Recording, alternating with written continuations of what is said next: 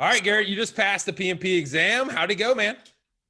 It was a beast. The test was absolutely a beast, but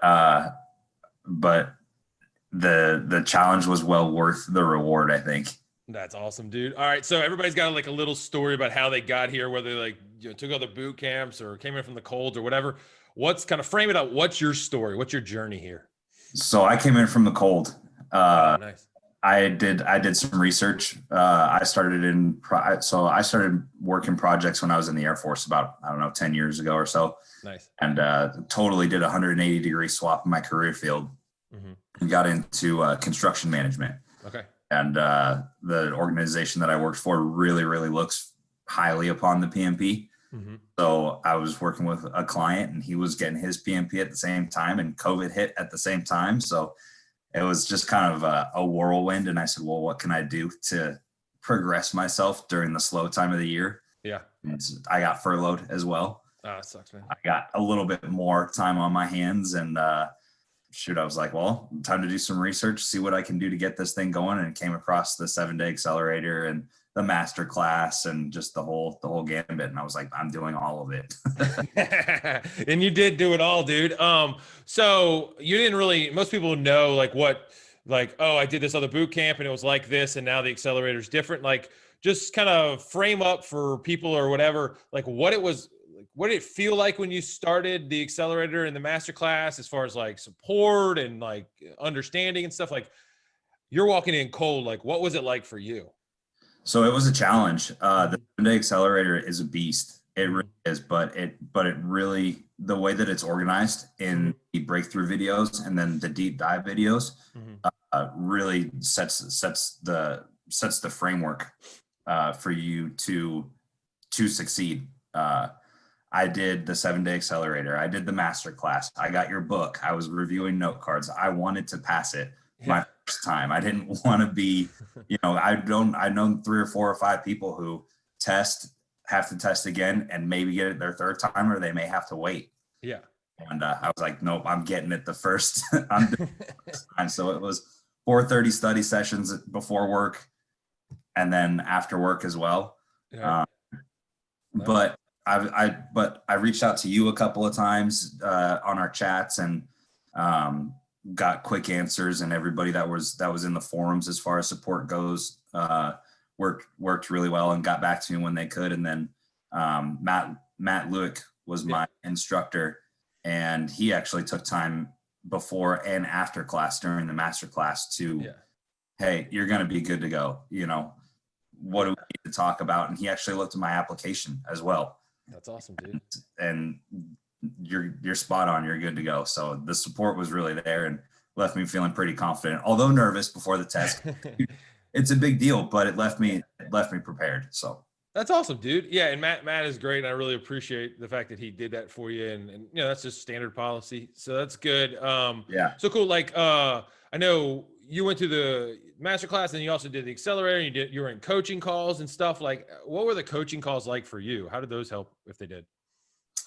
So I just went to Matt for all of my coaching, Okay. all of my coaching stuff. And, there wasn't anything really separated out or segmented time unless I asked for it and pushed for it, which I did. Yeah. I think Matt and I met once or twice before class, and then once or twice after class. That's awesome, dude. Go through questions and stuff like that, but I didn't have a separate, That's cool. separate coach. But Matt was able to fill all those roles, so that was That's really great, awesome man. on him. So a lot of people, I know you said you were nervous. A lot of people out there are like, how do you know? How do I know if I'm ready? So I know you were super nervous, but like, other than like, was it Matt telling you were ready, or how did you know that you were like, okay, I'm going to do this? I might not feel 100%, but I'm going to do this. Like, what was it like? Yeah. So for me, it was just time. I mean, I had a game plan. I had the tests. I was doing probably 2 or 3 tests a week,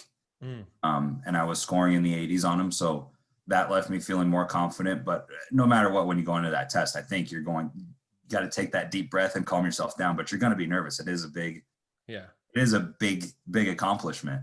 Yeah. So no, I think it was just the time that was spent and the game plan that was put into action that really just that facilitated the entire process. That's cool. And so you did this for your job and kind of like credibility and like move up and like, you know, get yourself more established. Going through the material, has it made any kind of impact on how you look at projects and run projects and anything like that?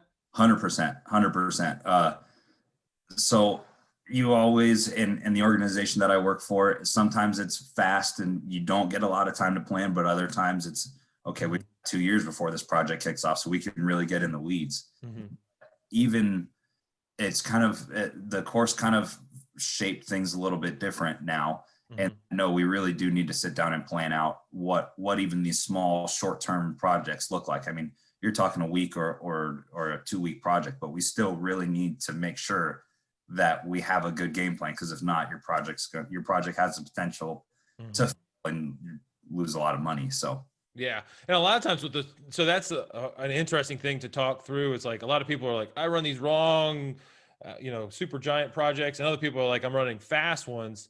So a lot of the things with the fast ones, it's, some of the basics, like what are we trying to deliver? How do we measure success? Who signs off on things? What the approval? Like, what are we trying to accomplish? Like all these like baseline things that we need to nail down when normally you're just slinging and you're like, oh shoot, we never figure out how we're going to claim success on this thing. Right. So and really it's kind of saved me now in that I've got now a large project that consists of a lot of different smaller projects. So I'm still able to apply a lot of the fast-paced stuff to a slower paced project, but still cover all of the planning bases, the executing bases, monitoring, cover everything that the course goes through in the order that the masterclass in the book and everything, in the order that you break it down. So yeah.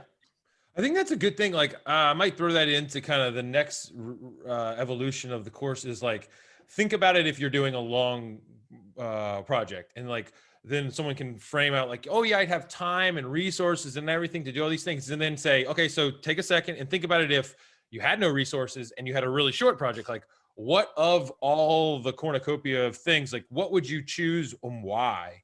Yeah, I think it might be an interesting like mental exercise to go like, oh well, shoot, I definitely do this, and this thing, and I probably wouldn't be able to do that. And here's why, and here's the consequence. Right. So, all right, I might. One of the big things too that really helped me out during the exam and that you hit on a lot in the course is how iterative everything really is. And it's nice to be able to kind of break those large projects down into smaller, more condensed pieces and go through that process. And okay, so let's say I'm working on a big processing plant right now, but that processing plant has a commercial office that's going into it. Not that we have a storage warehouse, and then we're getting into our process equipment. So I can break that entire project down into a smaller chunk and, okay, who's starting this one? So we got to get our stakeholders. How are we going to get this done? Planning, so on and so forth. So that's awesome, man. That kind of going through the course kind of flipped that light switch for me as well. Yeah. And I mean, for a lot of people who are like practitioners and stuff, it's good to visualize how things are going. So, I mean, that just from like my perspective, that's how I wrote that John story and stuff. Right. Was that helpful for you at all? Like the John story, and kind of explain the details behind it, if you don't mind? It was helpful, but the field that I work in is a little bit different. Okay. The John story seemed like it was more IT based, whereas I'm construction based. So yes, it was helpful in the fact that I got to apply it to a different scenario, but able to envision, but really in order to understand it, I had to say, okay, how would I apply this? No, that's good. I mean, that's the whole goal. Like if you can do that, and for anybody listening, like that's the transition. Like normally people just look at the material and go like, yes, words on a piece of paper, I got it. But they don't actually internalize it to say like, what am I going to do it in my life? So like, what you said, if you can do that, then much better off. Much better. Yeah. Like I said, you have to. I think you really have to in order to understand that material. Take that course or take that topic, and okay, in what scenario in the past or what scenario in the future can I apply this, and how would that look? That's cool. And I know that, so that's really good because it kind of like sets you up for you're doing your own situational thinking the entire time. And that Oh yeah. translates back to your regular life and the exam. Now, the actual exam, 4 hours is rough a lot of times. And you're just sitting there and there's a lot on the line. How did you manage yourself as you went through? Like, what was the process like for you? So the whiteboard's clunky. I took mine online. Yeah. I kind of, looking back at it now, I kind of wish that I had taken it in person because the Yeah. whiteboard was really, really clunky online. Mhm. And it was just kind of hard. It was a little bit difficult to navigate, but I got through it. So Yeah. I passed. But as far as the actual test taking goes, I thought it really helpful to not stress if I didn't know, or to just take a deep breath if I didn't know. Mark the question, move on to the next one. Get Right. 5 or 6 or 7 in a row that I was solid on, and come back to it. That's awesome. So yeah, that's one of the things that I think that your test prep videos was like, get 20 questions right, then go back to the ones that you're worried about. Yeah. But those 20 questions are important to get your confidence level up, realize what these questions are going to look like, and how to work through them. So yeah, a lot of times I think it's whether it's on the test exam or, or in like real life, like if you walk into a situation and you're just kind of like, your normal reaction is like, oh, well, I'm not smart enough. I don't know. I can't do this. Then you're going to get more than bad things are going to happen. But if you keep the positive attitude, get the momentum going, then like you're going to lean into more good news. Yeah. Yep. Absolutely. That's cool, man. So I'm sure there's people out there like you, construction people, like, building a career, building themselves up, really competent in what they do. They probably seen out there that like the PMP, oh God, it's this big beast of a thing. How am I going to ever do it? How am I going to have time? All that stuff. Knowing what you know now, going through the experience and succeeding, what would be your recommendation for those people so that they can end up kind of like you, successful? Get a game plan. Yeah. Game plan and put it into action, and then commit to it too. I was, like I said earlier, I was getting up at 4:30 almost every morning, getting my study sessions in, because I was determined, I was committed. And that was video number 1, was I need you to commit. And so that's really what it takes, especially with the 7-day. That's really what it takes. But not only that, the test is hard. It's a difficult test. Yeah. So utilizing all of the resources that are available to you and committing to it, you'll get there. That's awesome, dude. Well, I really appreciate you waking up this morning and doing it. We're really proud of you. And like, we're opening up, we're doing more. So we're cranking these people out. I can't remember the exact number you are. You're 100 and something, in the last couple of weeks or months. And we're gonna, like, it seems like everybody, the coolest part about like what we're building here is that everybody's super committed. Like I you don't know how many, what's weird is I talk to a lot of students who come to us from all these other boot camps and stuff. And I'm like, oh, cool. You took this boot camp, whatever. You still don't understand. Okay, whatever. And they're like, what did you take? And they're like, shoot, I don't even know. And they go and like, look, and I'm like, what are you, you gave them all this money? I don't even know the name, like whatever. Right. But the cool thing with you guys is like, we know your face, we know your name. We talk through it to you. So the alumni part of it that we're trying to get down is to say, hey, let's get this network together, have a separate little group there where you can encourage like current students, cool, but let's start thinking about you and like, what's your new challenge? Like, where do you having problems? What do you want to learn?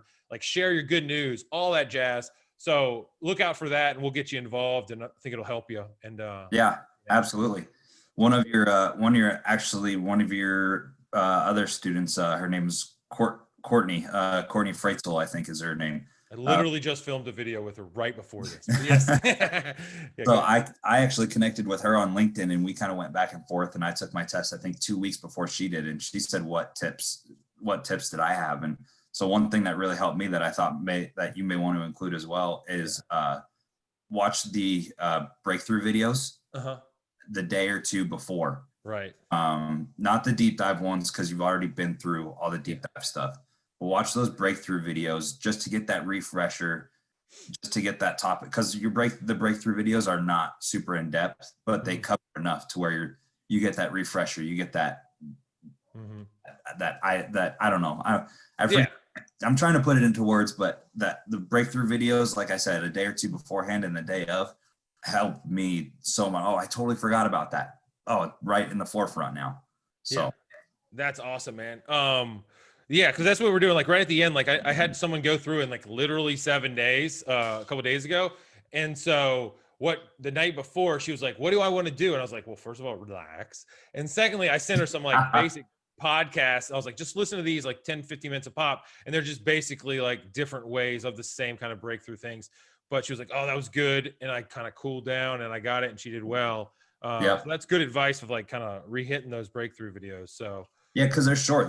Those breakthrough videos don't take a lot of time, but like I said, they get you enough information there to get you that refresher and bring those ideas that maybe you forgot about back straight to the forefront. So well, that's awesome, Garrett. Well, I really, really appreciate it, dude. You did so amazing. Now you can get back to work and you'll have to, maybe you'll get up for 4:30 for other reasons. Yeah, whatever. I think Six Sigma is next. Oh, dude, like I can help you with that too. Like that's the other half of my life is Six Sigma and Lean. So is it really? Yeah. Yeah. So yeah, I have two sides of my life. Yeah. I'll shoot you an email then shortly after this. Yeah, and we'll help you out. And that's kind of fun. It's a different way to look at stuff. It's the natural progression now to be like, okay, so how do we get more math and problem solving and strategy and stuff into it? And the Lean and the Six Sigma side are each super duper tools. So yeah, that's this other half of our training world. So I've got to put it together. So cool. Good deal. All right, dude. Well, I really, really appreciate it. I hope you have a good weekend and shoot me that email and we'll help you out. See you soon. Will do. Thanks, Scott. Yes, see ya. Right on. Bye.